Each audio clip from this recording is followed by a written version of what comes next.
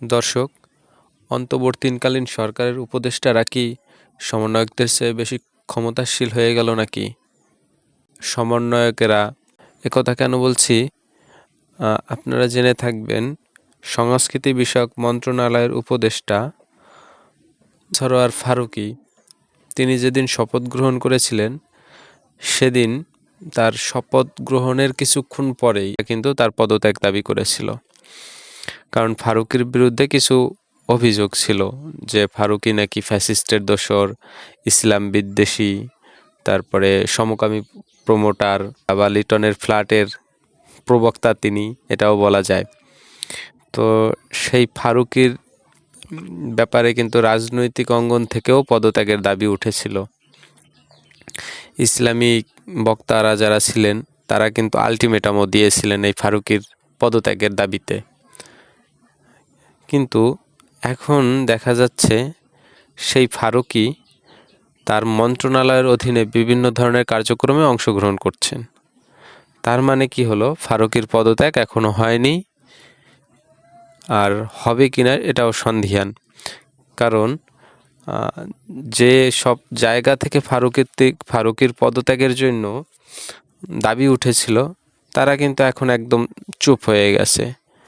ইসলামী বক্তারাও তেমন কোনো ধরনের কোনো নতুন কার্যক্রম দিচ্ছেন না ফারুকীর পদত্যাগ উপলক্ষে, আর সমন্বয়কেরাও কোনো কিছু বলছেন না।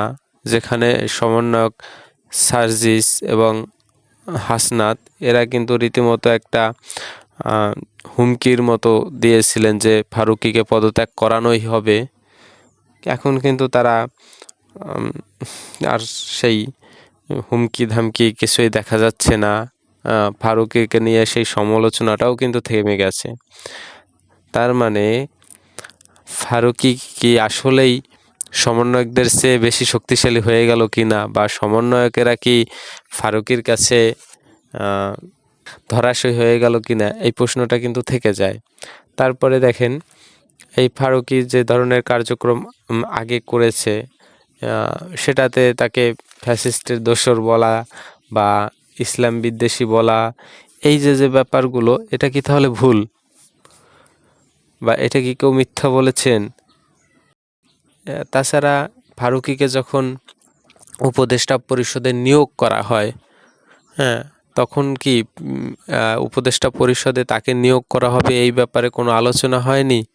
আর যদি আলোচনা হয়েও থাকে, তাহলে উপদেষ্টা পরিষদে তো নাহিদ ইসলাম আছেন, আসিফ মাহমুদ আছেন, যারা সমন্বয়কদের প্রতিনিধি বা ছাত্রদের প্রতিনিধি। তাহলে তারা কি জানতেন না যে ফারুকীকে উপদেষ্টা পরিষদে আনা হচ্ছে? তাহলে তারা কেন তখন প্রতিবাদ করেননি? এখানে কিন্তু আরও একটি প্রশ্ন থেকে যায়। আর যদি তারা নাই জেনে থাকেন, তাহলে কি প্রধান উপদেষ্টা ডক্টর মোহাম্মদ ইউনূস একা একা একজন উপদেষ্টা নিয়োগ দিয়ে ফেললেন? আমার কিন্তু তা মনে হয় না। আমার মনে হয় যখন উপদেষ্টা পরিষদে কেউ আসবেন এবং সব উপদেষ্টাকে নিয়েই একটা আলোচনার মাধ্যমে এই উপদেষ্টা বাছাইকরণ করা হয় বা নিয়ে আসা হয়, তাহলে তখন কেন উপদেষ্টা পরিষদের আসিফ বা নাহিদ এরা কোনো প্রতিবাদ করেননি? এবং দিন দিন একটা জিনিস লক্ষ্য হচ্ছে, সমন্বয়কেরা কিন্তু একা হয়ে যাচ্ছেন। বিভিন্ন রাজনৈতিক ইস্যুতে বলেন, বিভিন্ন ধরনের অবিচার বা বিভিন্ন ধরনের কর্মকাণ্ডের কারণে তারা কিন্তু জনগণের কাছ থেকে বা ছাত্রদের কাছ থেকে আস্তে আস্তে দূরে সরে যাচ্ছেন, যার ফলে কিন্তু এখনও পর্যন্ত ফারুকীর পদত্যাগ সম্ভব হয়নি। আর মনে হয় ফারুকীর পদত্যাগ করাতে পারবেনও না সমন্বয়কেরা। ফারুকীর পদত্যাগ যদি করানো সম্ভব হতো, তাহলে কিন্তু এতদিন এই ফারুকীর পদত্যাগ করা হয়ে যেত বা করানো হয়ে যেত। তাহলে কি সমন্বয়করা ফারুকীর কাছে হেরেই যাবে? আপনাদেরকে স্পষ্ট করে আমি একটা জিনিস বলতে চাই, ফারুকীর পদত্যাগ না করা মানেই কিন্তু সমন্বয়কদের হার এবং তাদের দুর্বলতা প্রকাশ পাওয়া।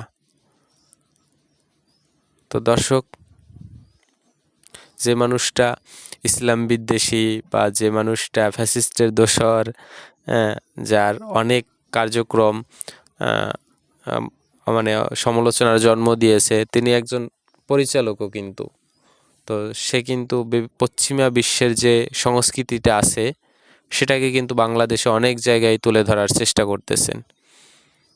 তো এরকম একটা মানুষ এখনো পদত্যাগ করেননি বা তাকে পদত্যাগ করানো হয়নি, এই ব্যাপারে আপনাদের কি মতামত?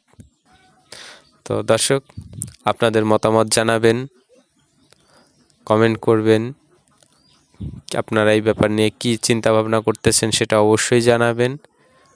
ভালো থাকবেন এবং সুস্থ থাকবেন। ধন্যবাদ সকলকে।